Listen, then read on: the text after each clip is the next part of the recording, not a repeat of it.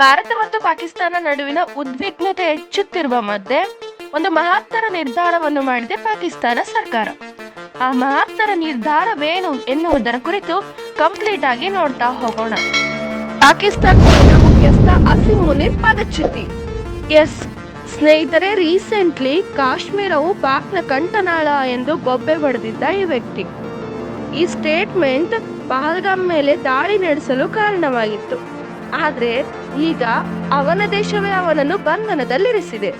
ಭಾರತದ ಆಪರೇಷನ್ ಸಿಂಧೂರವನ್ನು ಹಿಮ್ಮೆಟ್ಟಿಸಲು ವಿಫಲವಾದ್ದರಿಂದ ಇವನ ಮೇಲೆ ಪಾಕಿಗಳು ಆಕ್ರೋಶವನ್ನು ವ್ಯಕ್ತಪಡಿಸ್ತಾ ಇದ್ರು.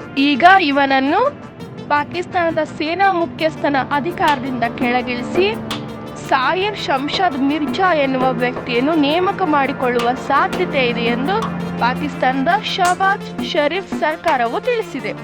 ಭಾರತದ ಯೂಟ್ಯೂಬ್ ಚಾನೆಲ್ಗಳನ್ನು ನಿರ್ಬಂಧಿಸಿದ ಪಾಕಿಸ್ತಾನದ ದೂರಸಂಪರ್ಕ ಪ್ರಾಧಿಕಾರವು ತನ್ನ ರಾಷ್ಟ್ರದ ಭದ್ರತೆ ಮತ್ತು ಪಾಕಿಸ್ತಾನದ ಡಿಜಿಟಲ್ ವ್ಯವಸ್ಥೆಯನ್ನು ರಕ್ಷಿಸಲು ಜೊತೆಗೆ ಪ್ರಾದೇಶಿಕ ಪರಿಸ್ಥಿತಿಯನ್ನು ಗಮನದಲ್ಲಿಟ್ಟುಕೊಂಡು 16 ಭಾರತೀಯ ಯೂಟ್ಯೂಬ್ ನ್ಯೂಸ್ ಚಾನೆಲ್ಗಳನ್ನು ಜೊತೆಗೆ 31 ಯೂಟ್ಯೂಬ್ ಲಿಂಕ್ಗಳನ್ನು ಸೇರಿದಂತೆ 32 ವೆಬ್ಸೈಟ್ಗಳನ್ನು ನಿರ್ಬಂಧಿಸಲಾಗಿದೆ. ಈ ಕುರಿತು ನಿಮ್ಮ ಅಭಿಪ್ರಾಯಗಳನ್ನು ಕಮೆಂಟ್ ಮಾಡಿ. ನಮಸ್ಕಾರ.